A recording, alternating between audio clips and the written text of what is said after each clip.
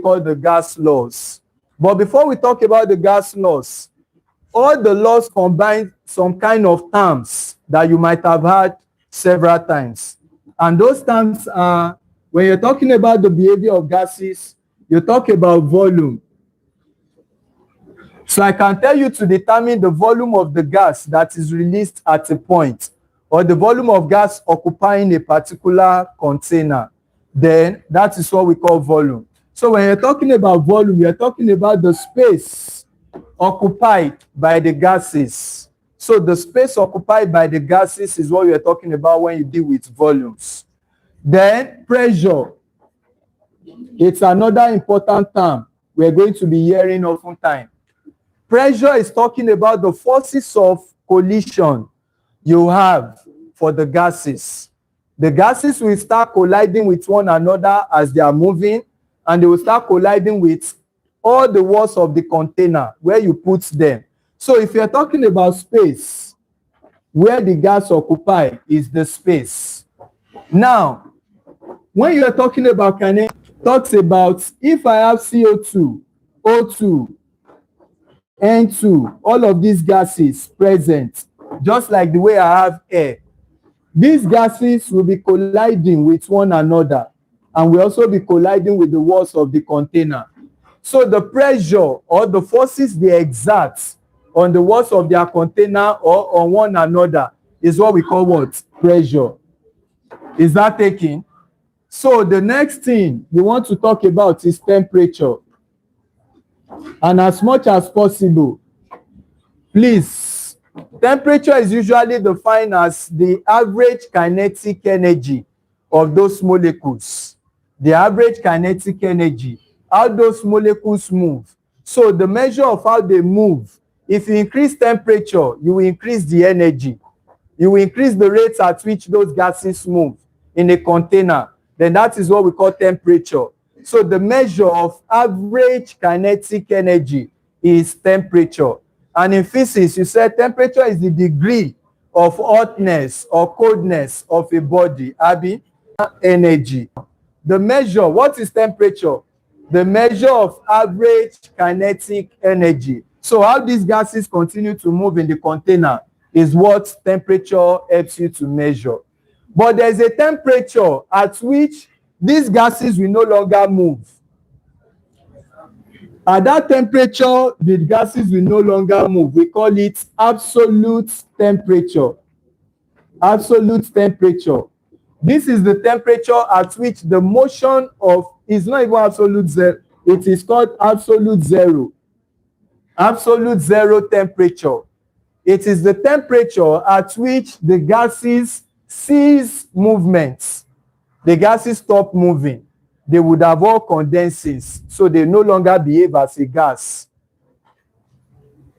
Fagoroye, don't sleep.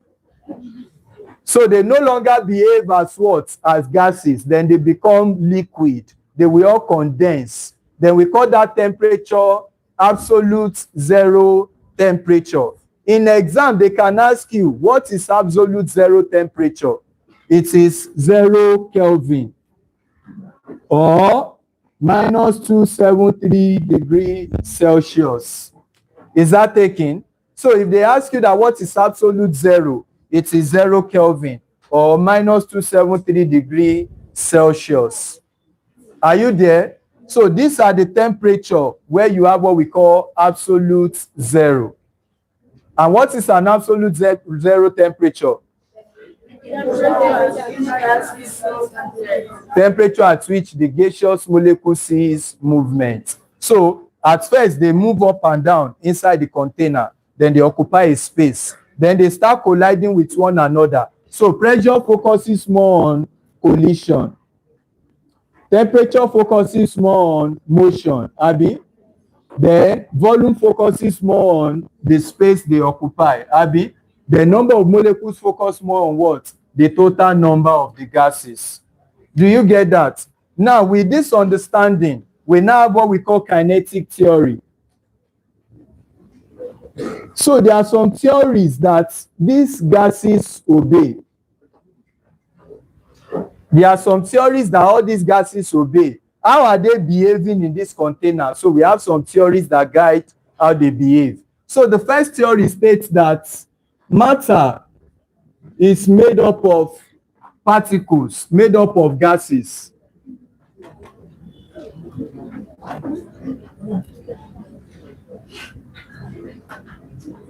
So you have a state of matter that is made up of gases. So if you have every matter to some extent can be converted to gases, or the smallest part of matter, in this case now going from solid to liquid to gas. So you can have matter made up of gases. So we have the gas component, we have the solid, and we also have the liquid. Now, we now said something that these gas particles are in continuous, the gas particles are in continuous random motion. And don't let me just say random. They are in continuous motion. So the number 2 theory states that the gases are in continuous motion. Then open a bracket, translational and random motion. That's the type of motion. So those gases, they continue to move up and down in a container. Then that is what we call the motion of those gaseous particles. Number 3 is that these particles occupy a particular space. And don't forget, they can ask you, gases move along straight line. It is when they collide that they change their direction. So if I have in a container a gas A and gas B, gas A continues to move like this. It is when it collides that it will change its position.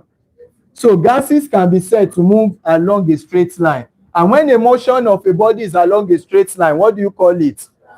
Translational. But by the time this guy collides, you know, it can come here, collide with this one, then go here, then go here, and it continues like that. Then that's when you say it is what? Random. Is that taken? So the motion of the gases can either be translational or random. Are you there? Number 3, the forces of attraction between the gaseous molecules is negligible. That is another term you need to know, another characteristics of those gases, how they behave. So the forces of attraction between the gaseous molecule is what? Negligible. You can neglect it. Meaning that, what does that mean? And you know you are writing JAMB.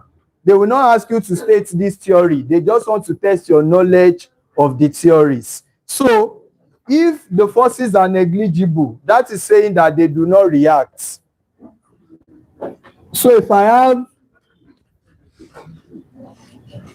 CO2, if I have N2, if I have O2, all of these gases are present in the atmosphere that you call air. Abi? Now, all of these gases are present. They are moving everywhere in a closed space, which is the earth. This guy collides with this guy.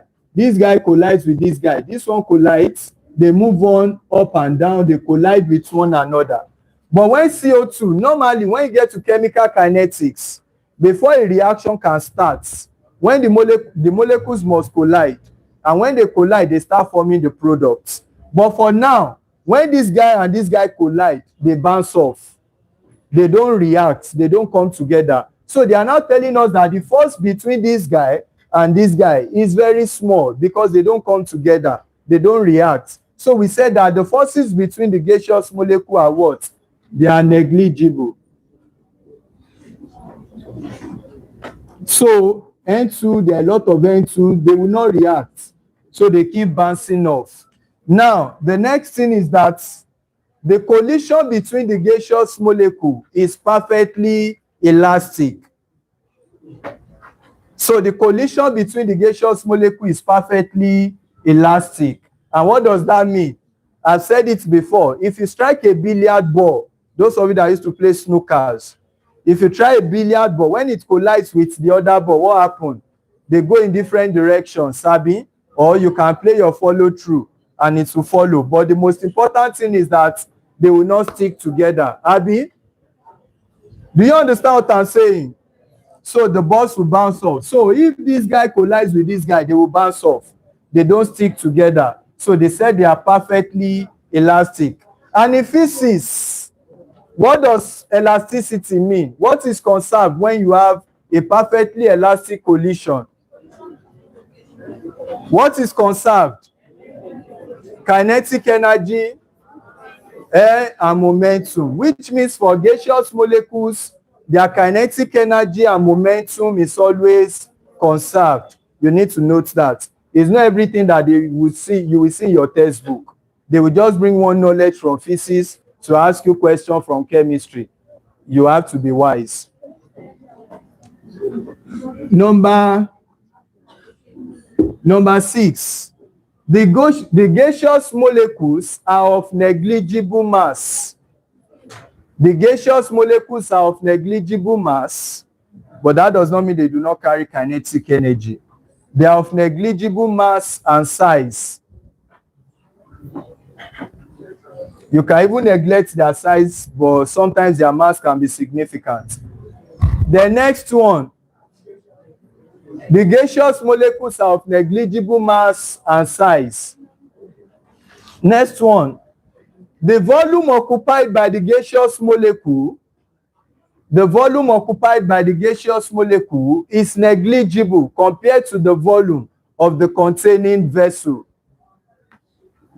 The volume occupied by the gaseous molecule is negligible compared to the volume of the containing vessel.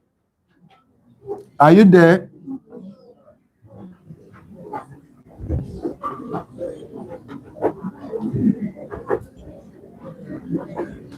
The volume occupied by the gaseous molecule is small compared to the volume of the what? Containing vessel. And that's why I say it is negligible compared to the volume of the containing vessel. So what are we saying here? If I have a lot of gases, one of the things about gases is that they occupy every available spaces. So if I have a gas here, gas here, gas here, gas here, gas here, ordinarily looking at this container, it seems as if the gases are everywhere. I hope you are following.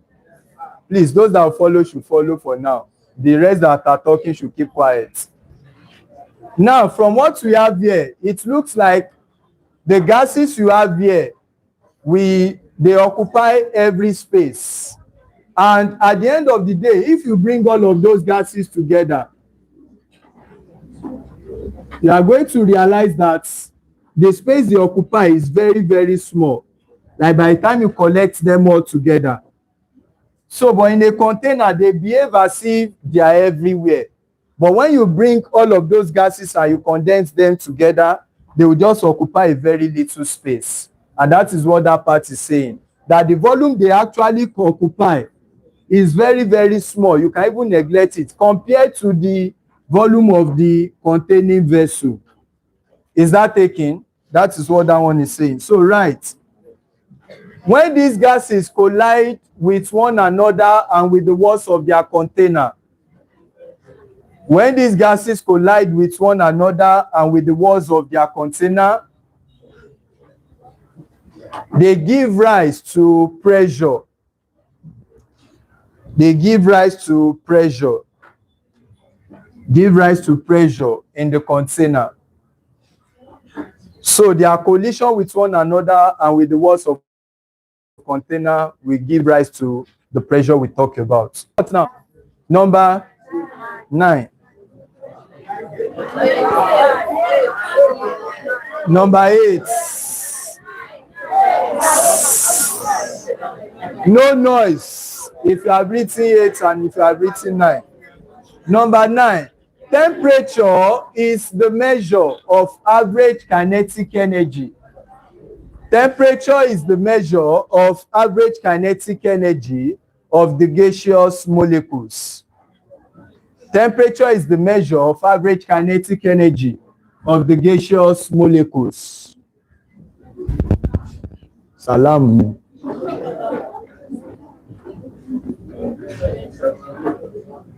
Temperature is the measure of what? Average kinetic energy of the gaseous molecule.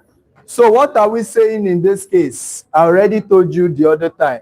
talking about the motion of those gaseous molecules, how they move. If you increase temperature, their energy increases. If you take temperature away, their energy decreases. So all of these terms, pressure, volume, temperature, they are all related. And how do we relate them? We have different types of gases. So we have what we call an ideal gas and a real gas. So let's define an ideal gas. So an ideal gas is defined as gases that obeys all gas law and kinetic theory. Ideal gases are gases that obey all gas laws and kinetic theory. And this is obeyed at high temperature and low pressure. Ideal gases are gases that obey kinetic theory and gas laws. And this is only obeyed at high temperature and low pressure. So they can ask you, what are the conditions for an ideal gas? High temperature, low pressure. Now, for a gas to continue to obey all these laws, continue in random motion, occupy every available space, that means the gases must continue to be in motion. And the only way these gases can be in motion is when it is at high temperature. Please, at high temperature, the gases will be moving up and down. But when you reduce temperature, the gases will lose their energy. And by the time they lose their energy, they will condense. So meaning that a gas is said to be ideal. I don't know why some of you are just talking. And the more you talk, the more you bring it. Please, let's keep quiet.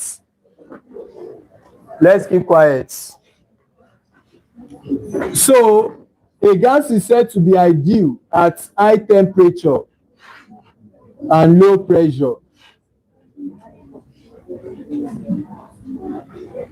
Right. There is no gas that is ideal in nature. There is no gas that is ideal in nature. Because when you change the conditions, those gases will condense. Even CO2 will turn to ice, sharp. It's only like hydrogen and some noble gases that can still be said to be ideal in nature. Most other gases, they deviate from ideality. So they do not continue to obey all of these laws. When you condense them, they condense. So let's look at real gases.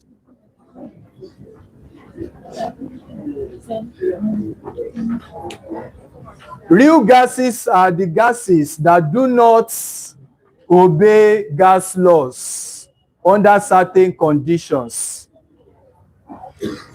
They are gases that do not obey gas laws under certain conditions of low temperature and high pressure. Under certain conditions of low temperature and high pressure. There are gases that do not obey gas laws, the kinetic theory of matter, at low temperature and high pressure. So when you have these gases, we pray that we're able to work on everything before next week. If we're able to get solar and the fans working again before next week, we'll try our best to work on that. So, but if not, let's try and maintain our condition. There's fan, but there's no light. And please, that should not cause noise, please. So real gases, they deviate from ideality at low temperature.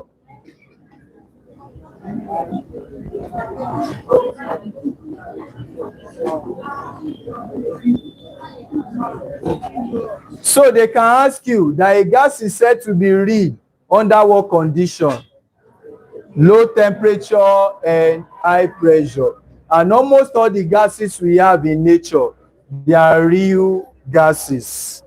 They are real gases. So now, if you reduce temperature and increase pressure, what are the conditions that will change? From kinetic theory, we said something.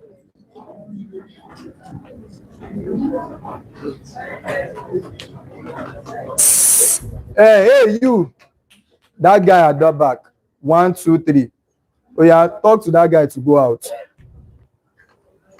There's a guy at the entrance to the toilet, the guy that is keeping his face there. I'm talking to that guy there. If I have to come there to point to you, you know who I'm talking to. You're hiding.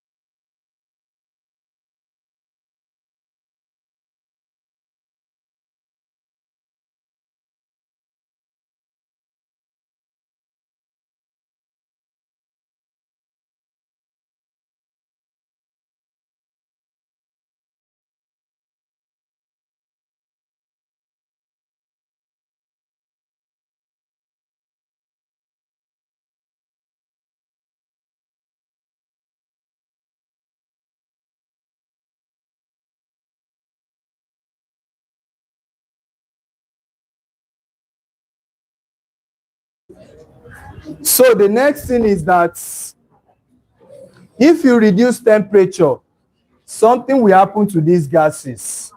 They will lose their energy. And by the time they lose their energy, they will start coming together. And by the time they come together, just like you saying that you are going from gas to liquid. The process where you go from gas to liquid, what do you call that process? Condensation. Now, how do they become condensed? The gases will lose energy, Abi, and as will become appreciable. So those are the two conditions you need to know. Force of attraction become important. Under ideal condition, the force of attraction is negligible. But under real condition, the force of attraction becomes important because the molecules will come together and they will condense. Then another thing is that if it was a gas, now, if I open this container, what will happen to those gases? They will escape. But by the time the force of attraction is more and they have condensed, then even if you open, they can't escape. They are still there. And meaning that by the time you have a good force of attraction, you now say something that volume occupied by the gases also become important.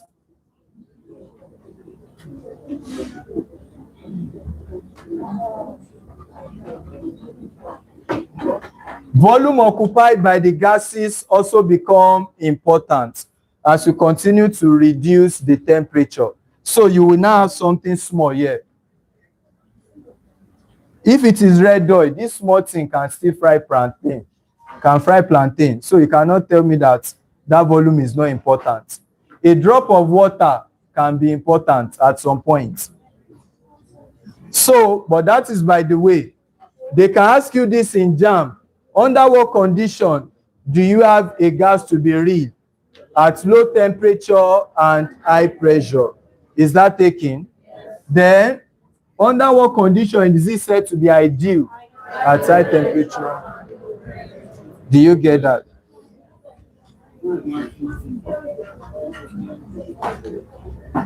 Now, when they ask you that what is an absolute zero temperature? What is an absolute zero temperature? Gases cease to move. What is the value of absolute zero? 0 Kelvin or minus 27. Do you get that? All these are questions they can ask you. The two important characters that makes a gas deviates from ideality to reality is what? Number one, forces of attraction. Why? Because their temperature becomes low, so they come together more. And with that, they condense and they occupy a particular space. Do you understand that? Yes. So those are the questions they can ask you. So let's move on quickly without wasting much time. Let's talk about the gas laws, one after the other. Gas laws. So what are the gas laws? The first law can be your Boyle's law. So let's quickly define Boyle's law in a short term. So Boyle's law states that the volume of a given mass of gas, so you now see all of those terms now that I started with. Number of molecules, volume, temperature, pressure, you see all of them being related now to talk about the behavior of a gas. So the volume of a given mass of gas, that's talking about the number of molecules now, is inversely proportional to the pressure. It's inversely proportional to the pressure at absolute temperature, not absolute zero. Absolute zero is different from absolute temperature. At absolute temperature, or when the temperature remains constant. So it's an absolute value. So when you're talking about pressure, I mean Boyle's law. So Boyle's law states that the volume of a given mass of gas is inversely related to the pressure, provided the temperature and the number of molecules remain constant. That's why the word of a given mass of gas, a given mass, meaning that what you know, and that mass is talking about the number of molecules. Is that there? So now that's going to be V is equal to K all over P. So you can say Vp is equal to K. I can say V1 P1 is equal to V2 P2. So that is it. And you know the units of volume, it can be centimeter cube, it can be dm cube, it can be anything. Now let me give you this. You can have volume, units of volume. Please, let's be careful around here now. We can be using all these units. Centimeter cube. You can also use meter cube. You can use decimeter cube for units of volume. Most times in physics, we use this. Oftentimes in chemistry and other calculations, we use this. But in some conditions in chemistry too, we use this. But under this condition, you don't need to, they will still cancel out. So you can still use this. Those are the units of volume. So 1 decimeter cube is equal to 1,000 centimeter cube. Is that taken? You have done conversion in physics. So even if you want to convert to meter cube, you should be able to.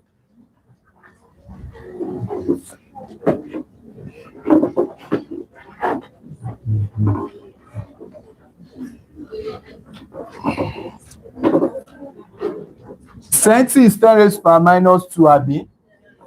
So if I say 1 meter is equal to 10 raised per minus 2 or 10 raised per 2 centimeter.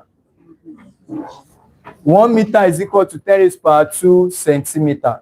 100 centimeter, Abi, make 1 meter. Now, what I want to go is cube. So I can cube both sides. So I can say 1 meter cube is equal to 10 raised per 6 centimeter cube. So 1 meter cube, which cube? Sure. Is that correct? That should be correct. Centi is minus 2 AB, minus 2 plus 2, that will give you meter. So 1 meter cube is equal to 10 raised per 6 centimeter cube. But 1 decimeter cube is equal to 10 raised per 3 centimeter cube. I'm only giving you the relationship in case you don't know how to convert. So you can just know this one offhand. In case they give you in centimeter, let's say I give you 240 centimeter now, centimeter cube. I say convert it to meter cube. When you are solving some questions on ideal gas, you might need meter cube and not decimeter cube. So if I say convert it to centimeter cube, you already know that 1 meter cube is equal to 10 raised power 6 centimeter cube. So how do you do that? You just say that 240 centimeter cube times, then you divide it. I want to convert to meter cube. Then you divide by 10 raised power 6 centimeter cube multiplied by 1 meter cube. Then centimeter cube will go. So this will be equal to 240 times 10 raised power minus 6 meter cube. And that's what you will use in your calculation. I'm just giving you this relationship. But by now, anybody preparing for JAMB at this point in time should know how to convert linear, area, and cubic. So if you don't know, just know this for now. So now, let's move on. For pressure, the units of pressure, they are atmosphere. So you can have atmosphere. The common units for calculations around here is millimeter of mercury. A lot of times in chemistry, the unit can either be in atmosphere or millimeter of mercury. But in physics, the unit is usually Newton per meter squared. And that's why when you see other units being meter, you have to convert your volume also to meter. All these are basic things that make some people score above 300 that you don't know. You just feel you read, but there are some important factors that you don't always note in your own reading. Unit conversion and all of those things. And they also know how to set all of those traps for you because they know you have not really read wide. So this Newton per meter squared can also be what we call Pascal. Pascal. Newton per meter squared or Pascal. So we usually use this too when you are dealing with pressure in physics. You also have what we call bar or toricella, you have tor, you have bar, and so on. But these are the common units you use. Now, don't forget, the relationship is that 1 atmosphere is equal to 760 millimeter of mercury, which is equal to 101,325 Pascal, or 101,325 Newton per meter squared. Those are the unit relation. So you can always convert from millimeter mercury to, those are the difficult things here. It's not difficult. But those are the important things you need to know. And you know your temperature. Most times when you are solving questions, you always convert your temperature to Kelvin when you are solving questions. Can I rub the board so I can continue? Yeah. So Boyle's law states that V1 P1 is equal to V2 P2.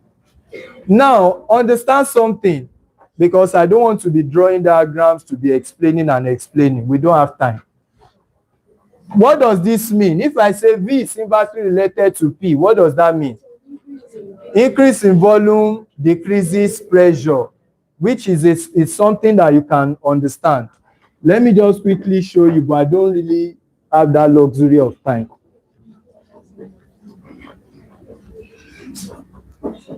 If I have something, all these 1, 2, 3, 4, 5, 6, 7, 8 molecules at 50 degrees Celsius, this is the volume of the container. Then when I increase the volume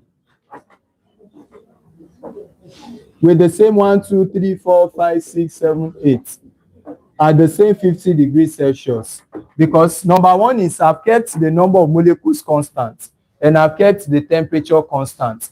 Between volume A and volume B, which one will have a higher pressure? Volume A. Do you get that? There's a higher pressure because they are all choked up. So the gases will continue to collide at great pressure. While the other one, there's enough space, so they are free to move about. Do you get the point clear? Provided the temperature remains constant. And that is what Boyle's law is talking about. So graphically, you can have it like this too. So if they draw something like this to you, they are trying to tell you about Boyle's law. They are telling you that as volume is decreasing, pressure is increasing. So as the volume is decreasing, pressure is increasing. There are some conceptual ways of solving questions. That is why you have to deal with questions. Understand the principles. Now, graphically, still on graph, the graph of pressure is usually like this for Boyle's law. When you plot volume against pressure, they are inversely related. So as volume is decreasing, pressure is increasing. You can also have the graph like this. As volume is increasing, 1 over P is also increasing. V is directly proportional to 1 over P, but inversely proportional to P. Do you get that? So that graph shows that it is directly proportional to 1 over P, but it is inversely proportional to P. That's what this one is showing. Stephanie. Now, let's move on quickly. Charles' law. Can I rub the board? So what does Charles' law state?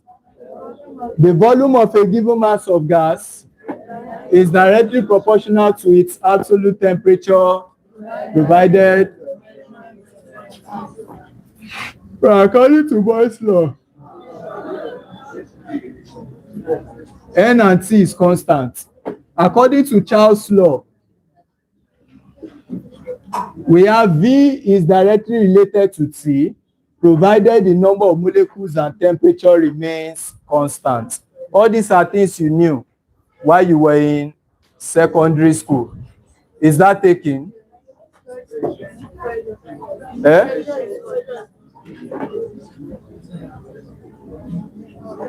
So from what we have here, we can say that V is equal to KT, Abi.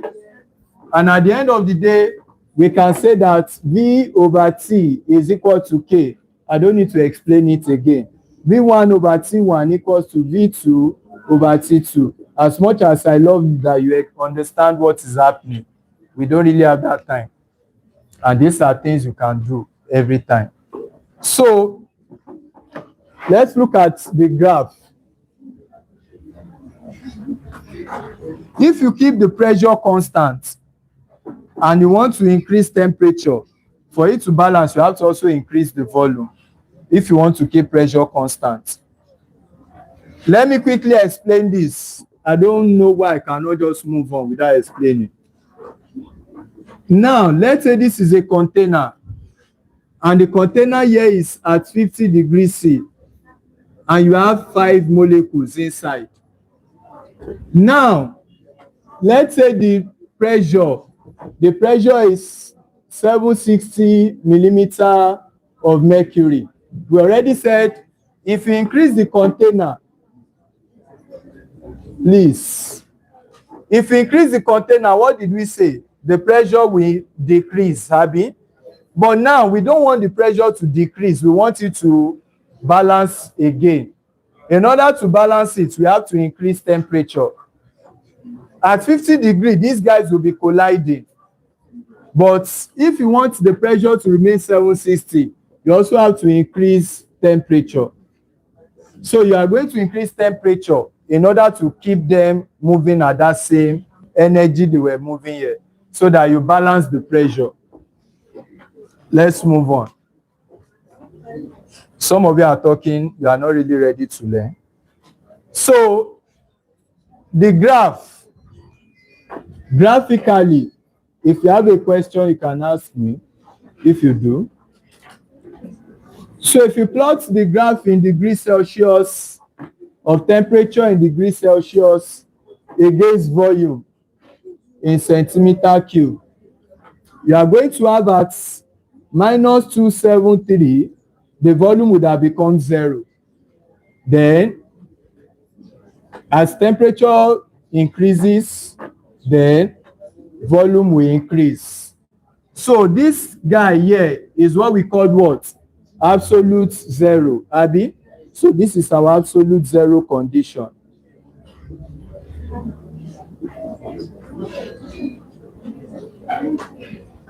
So that's our absolute zero temperature. Is that okay? Can we move on now? You can never move on. No, no, no. Are we through? So the next law we want to look at is combined gas law. Combined gas law. Combined gas law. This law combines the Charles and the Boyle's law. This law combines the Charles and the Boyle's law. According to Boyle's law, we said that volume is inversely related to pressure. And according to Charles' law, that's at constant number of molecules and temperature. According to Charles' law, volume is directly related to temperature at constant number of molecules and pressure. Now, V is directly related to 1 over P, directly related to T. So I can say V is directly related to 1 over P, directly related to T. I can say that V is equal to KT all over P. From there, I can say Vp is equal to K all over T. From there, I can say V1, P1 over T1 is equal to V2, P2 over T2. So the next question they can ask you here is that, how do you get your combined gas law? You get combined gas law when you combine Boyle's law and Charles' law. Is that taken?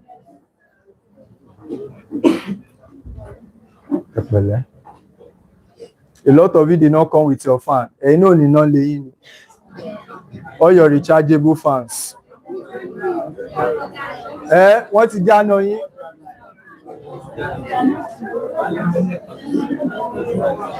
All the girls that used to come with fans, you people do not have fans again. There's no lights. Nigeria condition does not support us in any way. There's lights, there's no fan.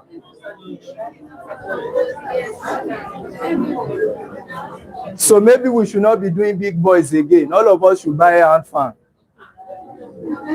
You will know Princess Femi. Be fan Edani.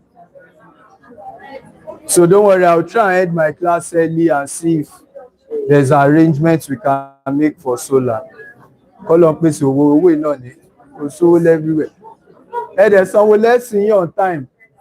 They have some half money.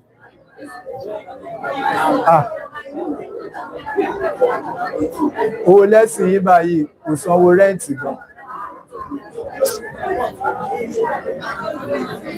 Can we move on, please?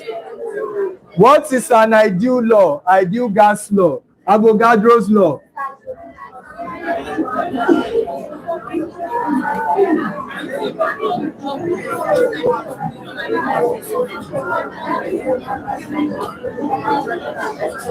Avogadro's law states that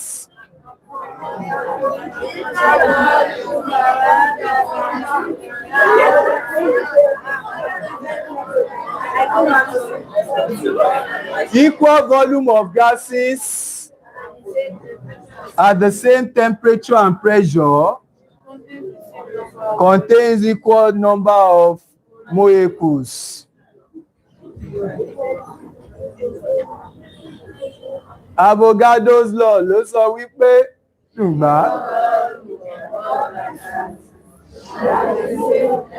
secondary school lẹ lọ Mavericks College. Balenciaga. Eh? That was not how me I was taught. Emi ò tiẹ̀ mọ̀ ni, kò ṣe pé I was taught. But every time we are asked to define Avogadro's law, why is it that we must sing?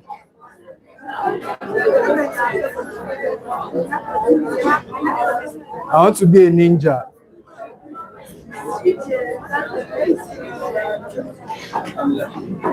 So Avogadro's law states that equal volume of gases at the same temperature and pressure is going to contain the same number of molecules. Are you there? So meaning that V is directly related to N. NE at temperature and pressure. Equal volume of gases will contain the same number of molecules at the same temperature and pressure. Meaning that our V is going to be equal to Kn, and V over N is going to be equal to K. From there we have that V1 over N1 is going to be equal to K. And then we have V1 over N1 equals V2 over N2. Then from every possible condition, you're going to have V1 over N1 equals V2 over N2 in it.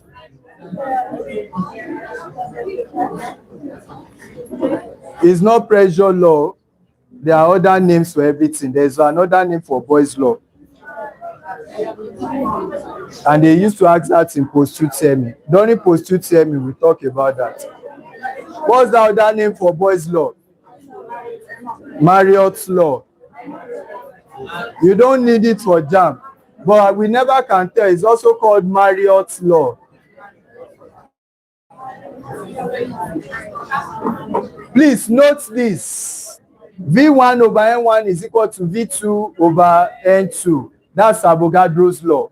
So meaning that if I tell you that 20 cm cube of CO2 contains 10 molecules, how many molecules will 20 cm cube of oxygen contain? Should really do. 20 cm cube of CO2 contains 10 molecules. How many molecules will 20 cm cube of oxygen contain under the same condition? It will contain 10 too. Provided their volumes are the same, you don't need to solve anything. So they can test you. A volume of a gas is this 240 cm cube at this temperature and pressure. If the number of molecules is Z, what will be the number of molecules of the same volume of gas under this condition? Then you start solving. Hey, V1 over P2, V2. They are just testing your knowledge if you understand this law. Provided the volume is the same under the same condition, their number of molecules will be what? The same. So you just pick your answer. Is that taking? So let's look at ideal gas law. Ideal gas law.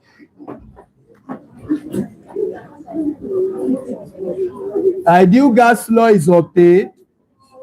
This is obtained from the combination of Boyle's law, Charles' law, and Avogadro's law under ideal conditions. Ideal gas law is obtained from a combination of Boyle's law, Charles' law, Avogadro's law under an ideal condition. Under an ideal condition. Men and brethren, what does Boyle's law state? V is inversely proportional to pressure at constant number of molecules and temperature, right? What does Charles' law state? V is directly proportional to N at constant number of molecules and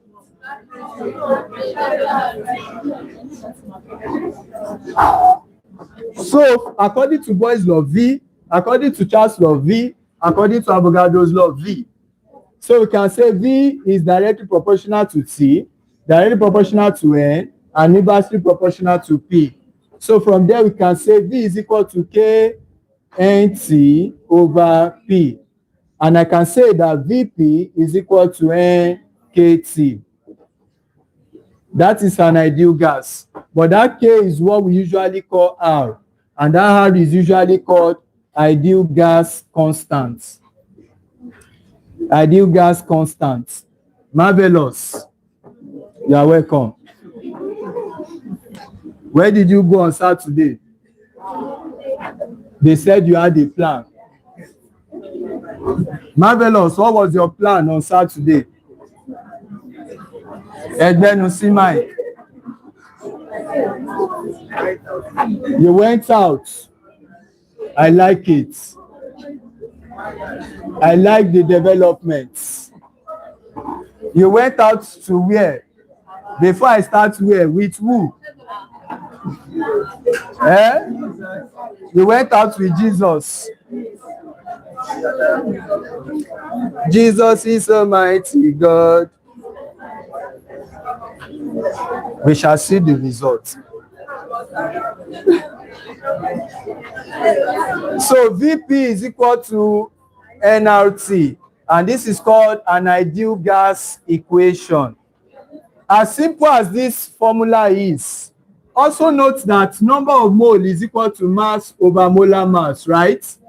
So I can say that VP is equal to mRT over capital M, oblique yo. And I can say VP over M is equal to RT over M, oblique yo. Then V over M, that is like saying that density is equal to mass per unit volume, right? 1 over density is going to be V over M. So I can say that from here now, V over M is like saying P, which is pressure, all over density is equal to RT all over M.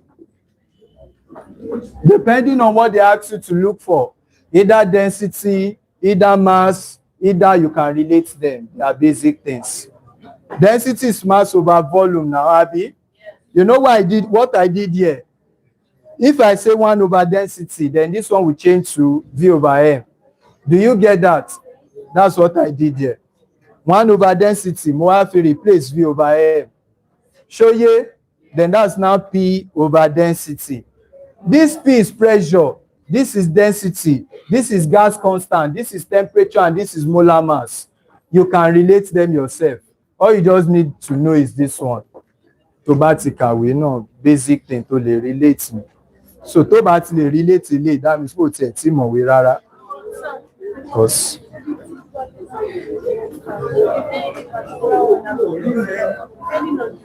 yes, that's what I'm about to talk about. Shege. So you just gotta listen to me. When you listen to me, you cannot see the board.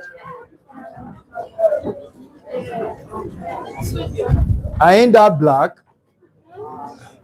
and I ain't that transparent either.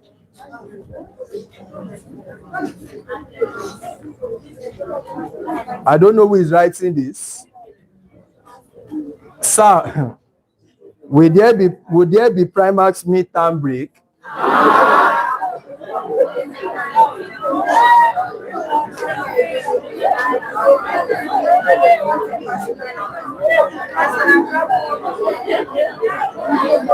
When it's okay.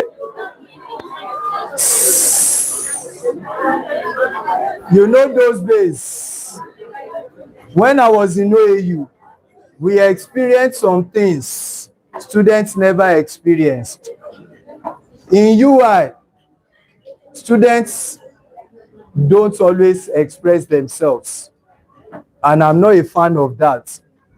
Students are always scared to express themselves because they are scared of the school rusticating them.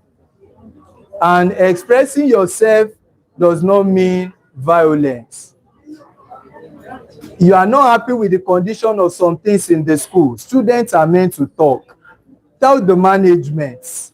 Then the management will do something about it. But if they are not even happy with the condition, they will manage. They will say, Kinsha graduate, Kinsha graduates. Those things do not happen in OAU. But maybe OAU now, I think OAU now is becoming gentle too. Those days of ours, if there is no water in OAU and the water is turning somehow and everything, OAU boys will go to Senate building and will tell them that we are no longer comfortable with the condition of this hostel. The academic is becoming too tough for us to endure. We seek, sir, that you give us a mid-semester break. Níbo náà ti ń gba mid-semester break láì ṣe pé ó wà ní secondary school. But we talk to the management of the school. Tí management bá yarí pé nothing like that, boys will organize puff-puff frying and go to Senate and sit down and be frying puff-puff and be cooking beans until you answer us. We do not have water in the hostel, and electricity in OAU used to be 24 hours. So sometimes students will just come and say, we do not like this condition. A fẹ́ lọ lé ìyá wa, ó ti sú wa. And OAU will look at them and say, okay, go home for 2 weeks and come back. And everybody will go on. Mid-semester break. It's only OAU that have been doing that. But you are, wà wá lọ sọ pé ó ti sú ẹ, ó ti sú ẹ wá lọ lé. So it is okay for you to ask for mid-term break or primary's mid-term break. It's okay. Ó fẹ́ bá àwọn àbúrò ẹ ṣeré lé, no problem. But we cannot give you because you paid for a month.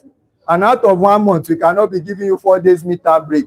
That's when your mommy will call me that, uncle, on Thursday, ọmọ mi ò sí around. On Friday, ọmọ mi ò sí around. Saturday, tẹ́tù máa ní kọ́ wá kò tún wá. Èló lẹ fẹ́ yọ ọ́nà owó wa. Kò rí bẹ́ẹ̀. So please, one of the things that is important here, the formula is straightforward and simple. But as simple as it is, you can miss questions if you are not careful of units. What determines what you are going to do here is the units of R. Units of R. Anytime they give you question here, please look at your R first. What are the units of R? The units of R can either be, I'll give you your break soon. The units of R can be in atmosphere, dm cube, per mole, per Kelvin. The units of R can be atmosphere, dm cube, per mole, per Kelvin. If you see these units, atmosphere represents what? Meaning that if they give you the pressure in millimeter of mercury, before you use it, what must you do? Convert it to atmosphere. These are simple errors people make, and you will see your answers in the option. So if you use this one, your answer is there waiting for you. And you will just feel like, oh, it is just PV equals nRT, and you solve it. So be careful, please. So at the end of the day, what are you going to note? Some of you here, I don't want to hear 98 in chemistry. You have given me maybe 98 before. It's 100 I want to see. 100 in chemistry, 100 in physics. You can still give me 98 in biology. It's okay. 98 in biology. What can you score in English? 94. So please, 100 in chemistry, 100 in physics, 98 in biology, English what you like. dm cube represents what? So if your volume is given in cm cube, you must convert it before you use it. Your temperature must always be converted to Kelvin. Is that taken? Please, listen. Another thing is that Your unit can be, your R can also be given in joule per mole per Kelvin. When it is given as joule, when you see that your R unit is joule, your volume must be in meter cube. Don't make that mistake. Is that taken? If you see R to be in joule, your volume must be in meter cube. Your pressure must not be in any of this, so must be in Newton per meter squared. Those are the important things you need to take note. Comrade Ken, how are you, Ken?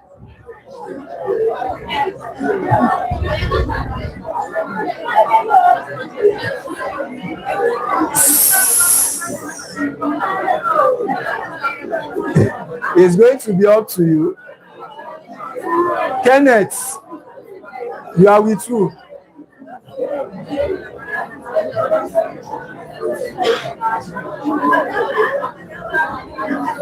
It's going to be up to you. Please. No noise, please.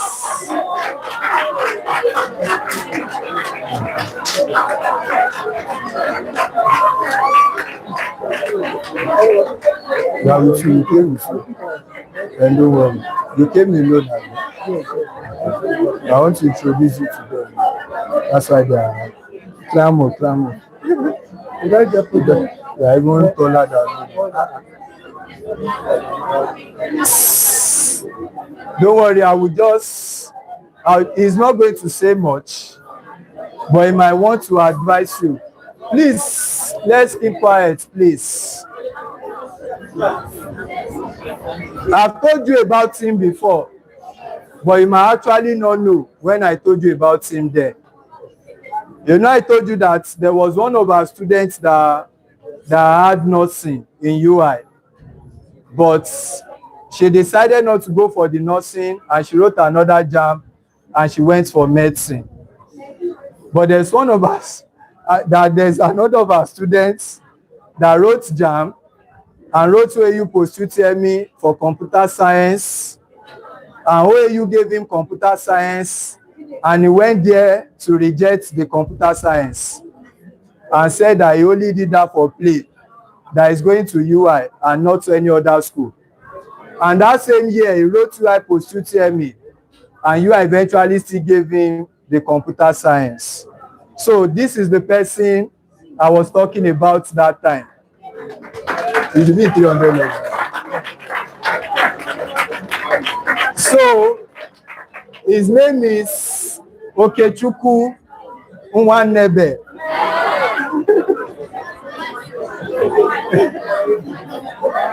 Sorry, you are sweating like fresh boy. So his name is Okechukwu Kenneth. He's a 300 level computer science student.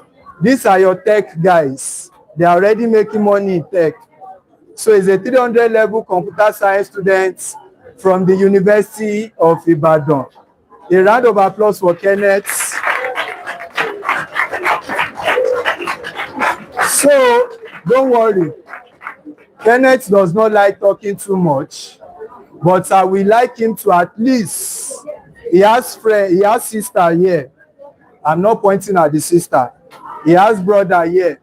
So whatever advice he gives now also relates to the sister and to the brother. I'm just seeing him. I'm not sure we've seen this here. Have we seen? Okay, you came for the seminar.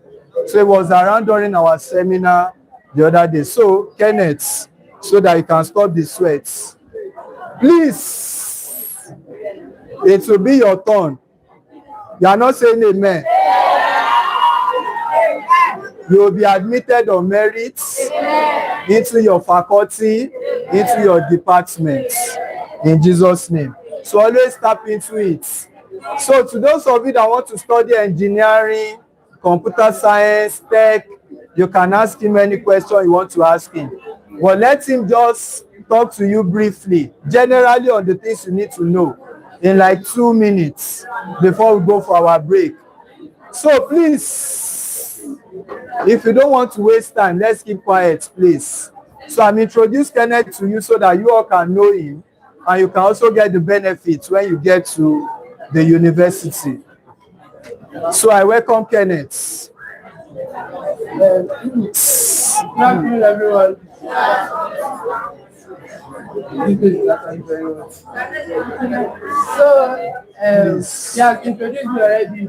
I am Okechukwu Kenneth Chidebube. I am studying computer science at University of Ibadan. So, are there people here that want to do computer science in UI? Okay, so if you want to do computer science in UI, you are welcome. I don't have much things to say. First of all, is you are in the right environment. If you are here, you are in the right place. What do I mean by being in the right place? You have good alumni, you have good tutors. I've done tutorial in different places before I came to primary. So if you are here, you are in a very good place, and it is in your best interest to take advantage of the opportunity of you being here and get the best out of it. So by being here, you get some things by default. Already, Primus has a very strong alumni for most of the schools you are going to. So if you are going to Unilag, for example, you already have Primus alumni in Unilag. So you are not going to be alone. At least the frustration will reduce. If you are coming to UI, you already have alumni in UI. If you are going to OAU, different schools, private universities included, you already have alumni there. So to reduce whatever strain you are going to experience. So if I were you, I will take advantage of that. Secondly, it has always been like this. So before, we used to be downstairs in primaries. Then from there, we went to Reliance. Then from there, we came back because of space and everything. So it's not going to be 100% comfortable. So you find your way to find your small corner and then adapt and pick up what is going on in the class. You have very good teachers here. Sodium, number one, is like very good teachers. Mr. Phillips, but the people in art class, I don't think they are here. You have like very good tutors. So don't take it for granted. When you go outside and when you get to university, when you meet other people in other areas, you understand what I'm saying. Don't take for granted that you have teachers here and then because they are teaching you, because they are trying to be playful with you. You don't take them seriously. Anything they are teaching here, take it to heart. Study very well. It's not easy. When I first came here, for example, I was not so good in mathematics. So I will come to primaries, then I will go home and go for private class, and then I will get home around 7. Then I will read, and I will come back again the next day. And I have to come early if I want to sit down here and see what's going on in the board. So it's not exactly that easy. But make sure that the few months that you spend here is worth it. Get the best out of it, get your admission, and then go to school. For those of you at least when I was here, AI was not that, ChatGPT and rest of them, they were not that popular then. So it's Google that we used to do. But now, you have LLMs, you have AI everywhere. Grok, Gemini, ChatGPT, name it, you have it now. For those of you in the school itself, you might not be using phones. But for those of you at home, you have phones. That means you can tell AI, tell ChatGPT, explain this thing to me. Give me example questions I can practice. It makes studying for you easier. Then we have to like rely on peer-to-peer solution solving. Like we meet together in groups, we solve questions in group. Now you can go online and then find the solution to your problems and get better explanations yourself. If I were you, I will really take advantage of that. You don't really have any reason these days to be slacking because you have more leverage, you have more opportunities to learn and get better. So if I were you, I will take all the things that will display you that if you do all the things that are supposed to do relating to your position, you will pass your exam and you enter. So before you pick any school, don't have it at the back of your mind that this school is for this part of people, or because I'm this kind of person, I cannot go to this school. It's not possible. So once you already have the blueprint to pass the position for a particular school, pick your school, you are going to pass and enter. So that's it. I will not be going much into my personal story, but if you fail once, you are welcome to try again. I did JAMB 5 times, and I did year position 3 times. First time I did year position, I failed. I got 46. Second time, I got 66. I did not reach my cutoff. Third time, I got got 79, and then I was like 7 to 8 points. So my point is, even if you miss out the first time, there's no room for you to try again. You're not going to say because I missed out the first time, I'm not going to do it again. It does not work that way. If you do it that way, then you never eventually get what you're looking for. So currently now, I'm going through my own phase because everybody has their own phase. I'm going through my own phase now. My first 100 level GP was okay, very close to first class, 0.01 away from first class. Then this is my 200 level. I had some courses of this course. I even had B one of my courses, and now my GP has dropped. So am I going to relax because my GP has dropped? No. So there is still another session. There's another session for you to try. You get the same thing applies to you. If you do your time this time around and you miss out, it's not a room for you to relax or for you to say, okay, I wanted to go to UI before, now I'm going to go to LabTech, and then you forfeit your dream of going to UI. It does not work that way. So once you do your exam, do your thing, and you miss out, just test it. It's not that hard. You test it. Oh, I don't miss this one. Yeah, time to prepare for another one. You prepare for another one, and you do it and you get it. That's how it works. And the student will tell you in this place that this idea of fighting for what you believe in or going for your dreams. So it works. All of us now, you come back to this place, come and speak to you. Different people will tell you different things. Some of us they already got admission in another school, started school, then we leave the school and come back, come and redo that and everything. So it's about when you drop, you pick yourself up and continue until you get what you're looking for. It's very, very important that you have at the back of your mind that you're not going to stop until you get what you're looking for. Very, very important. So another thing is listen to the alumni that come here to speak to you, and I wish you all the best. We are coming to you as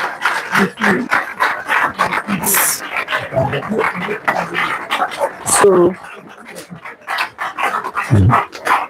hello.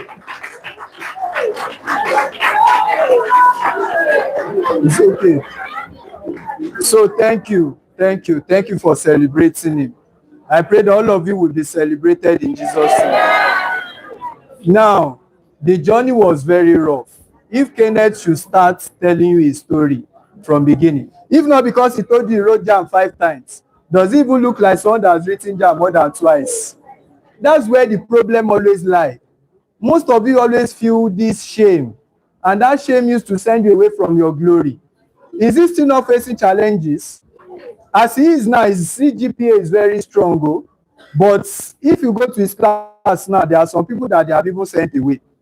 But him, he's not even comparing himself. Those ones that they've sent, then the second one was like 313 or something. Then that one was the one that I now used to make contact. And that same year, he was just saying that, what is it there in this OAU? That sodium is always hyping that he will pass that OAU. And he wrote to OAU post UTME. He passed, they gave him computer science. Then he went to cafe. He said they should reject it. He wanted computer science, but he's someone that would learn to face.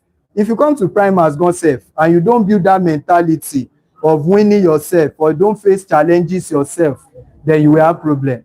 Because currently now he's facing his own challenges, but nobody is there again. How many people will call Ken? Do I know your CGPA? Maybe from 100 level, I'll just ask them, send me your CGPA. Most of them will send it. But little with time, they have their lives to face. I have some of you now that some parents called me and they say, school is not going on well with this person. What can we do? What can we do? It happens. At a stage, I might not even know, and I might see you and say, but all these things you build when you were young, at a stage that you are fighting so hard, all those things go a long way to help you. So don't give up easily on things. And at the end of the day, it's in 300 level now. Computer science is how many years? 5 years. Kenneth entered you and I. It was just like yesterday. I remember the days of post-UTME, him and Salam, when we went for post-UTME, that was waiting outside for them, that they should finish their post-UTME. And when they came out to tell me, sodium, Momo, this was what we saw, and we're gisting. And for almost 3 years now, we are still together. And at the end of the day, it's in 300 level. Things become so easy for them. Challenges are there on campus, so they are reading. The way they are reading maths, studying everything. But as he is, he's even learning some other things in computer programming, aside what UI is teaching them. So that growth mentality has been there, is what they have built. And funniest thing is that I'm not sure his parents is even in Ibadan, let alone to make it easier. He came from the East. So his own parents are in the East. He was told every time to buy labor, you will see your mommy.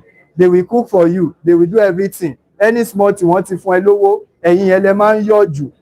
Him now, he came alone and he had to be facing all his challenges alone. And little by little, he will influence his younger ones. His younger ones should not go through the struggle he went through. It's the same thing. So the same struggle I went through now, my younger ones did not face it. They did not. Those ones that follow me. Feyi still called me this morning now that, Sodium, Mama wá sílé yín, mo máa dáná láàárọ̀, máa dáná lálẹ́ tí máa jẹun because I'm going for work. She's a nursing student. I'm going for work, this and that. You are welcome. I will give you everything you will need to eat. Ben, it became easier for him. Ben called me this morning too. How is your MB? How is everything? He's telling me that Sodium Elokawe. Ben is in 300 level. Me, I'm in 200 level.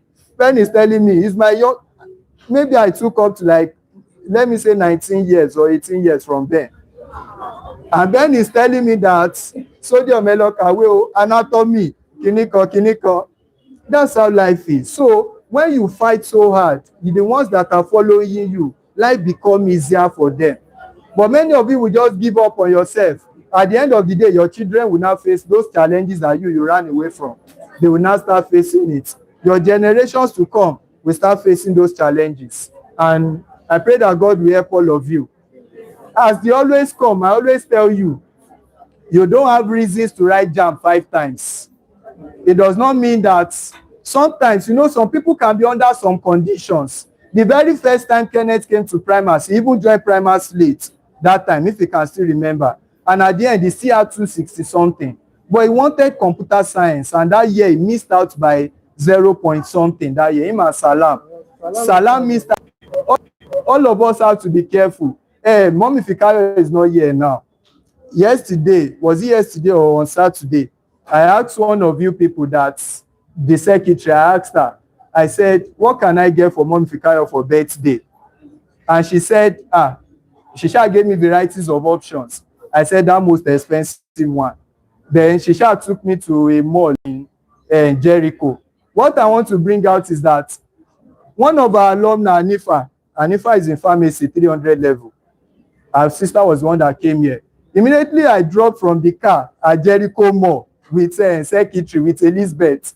But I just saw a message. Sodium, I saw you. Is that your VAR?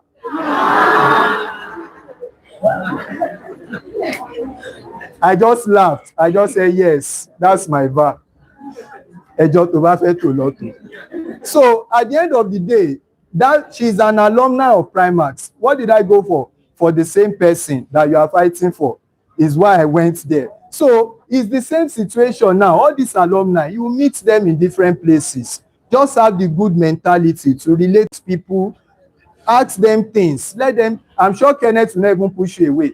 Kenneth is someone that is so kind. He's not nice, though. Kenneth is not. Kenneth is someone that has principle. You cannot just, even in class then, they used to fight a lot. If he says he does not like this, he does not like it. I'm the one that used to be settling wala every time. So that is life. But as much as possible, you can't walk up to Kenneth now on campus and say, oh, I was telling him about our math problem then, and they were trying to think about the way for us to solve it. So that's just how life is. Continue to fight. We missed out at some point in time. So it's a great opportunity for you now to renew your strength, renew your mind that there's nothing God cannot do for you, and work so hard. So a round of applause for Kenneth. Thank you so much, Kenneth, for coming. God bless you. So please, by 1 o'clock, we'll come back. Just go and drink water. Get something to eat. So we'll come back for physics by 1 o'clock. Is that taken? God bless you all.